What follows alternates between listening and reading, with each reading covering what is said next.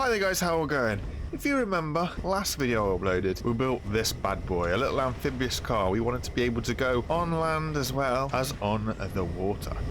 Well, we had a live stream since then, and in that live stream, we decided to try and do something else. We wanted to go under the water. I wanted to see if we could build some sort of submarine, and that is what we ended up doing. So as always on the live streams, you guys came in and you dropped a little bit of helpful hints and a little bit of advice about which parts to use, and we came up with this. This is basically where we finished the live stream at. Now it's pretty simple. What we needed was a way to get air when we're under the water, and we needed a bit of a weighty truck in order to get us going in and under the water, which is why we've ended up with these concrete tubs as wheels. Now this is using the creative survival menu that I was able to build half this stuff. I can't say I've ever seen these concrete tubs in the warehouse. They might be there, but they might be a bit tricky to get to. But this is what we finished the live stream with, and it works pretty well. The concrete tubs have got really good traction. Actually, they've got a higher friction rating than the wheels, so they do sink pretty well, and they are really heavy. So they do keep us at the bottom pretty well. We have got suspension glitch for steering, and like I say, we have a way to get air when we need to get air. It's using a creative electric engine to drive us. As a result of that, it is only 2-wheel drive. It is not a full 6-wheel drive, but this is what we left the stream with. Now, as you guys know, I like to kind of mess around with things, and this has gone through a couple of additions since the stream. So this is number 1, if you like. This is what we left the stream at. Number 2 moved on a little bit more from this. Number 2 put us to this. So we decided we want to try and build a bit of, you know, kind of walls and roof around it. Now this is where it starts to get a little bit tricky. I used a kind of scissor system using a controller of bearings to lift the seat out.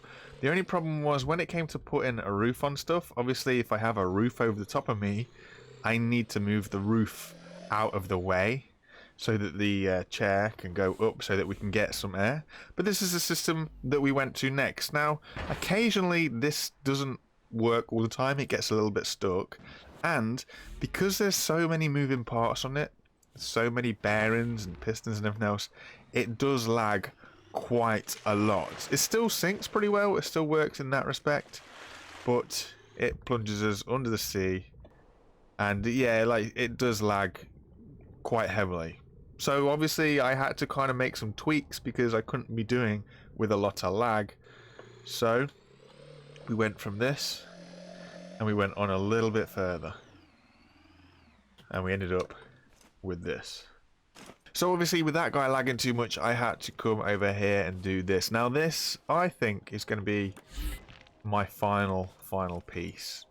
So what we've got here is pretty much the same as what we started with. It's got the concrete buckets for wheels, but I've turned them the other way around just so we can get a little bit more colour on them.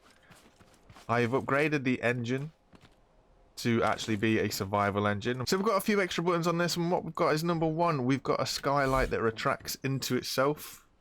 The reason why we've got this is if I'm in the truck and I jump out, obviously I need a way out. The seat does still extend, only this time I've run it off of pistons, and it goes a little bit like this. So what we've got here is a slight tilt for the seat to go in and out, and then we can shut the roof over the top. And finally, we've added some lights for when it's dark inside. I prefer this one. It's just a little bit more built on top of what it was in the live stream. We've thrown in a bit of colour. We love those blues and yellows. It's a throwback to Swedish relations, and it enables us just to kind of motor along. We do have a level 5 survival electric engine in here, so this is all 6-wheel drive, and we can power around underneath the sea nice and easy. It's a little bit bigger than some of the creations that you've seen other guys make. I don't mind that too much.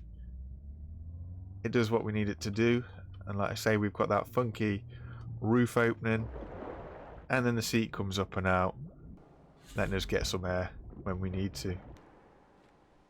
What's next? I honestly don't know. Let me know what you guys think.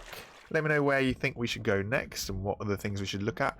I'm thinking maybe a hovercraft, maybe a helicopter. Maybe I should try flight. Again, that is something that I am not great on. So doing something that I'm not too good on a live stream is awesome, because you guys jump into those live streams and you drop me a load of really helpful information and you help me understand things that I don't quite get my head around, and together we build some interesting crafts. So I appreciate everybody that drops by to the lives. They do come as and when. It's something that I'm afraid I can't schedule when they're going to happen.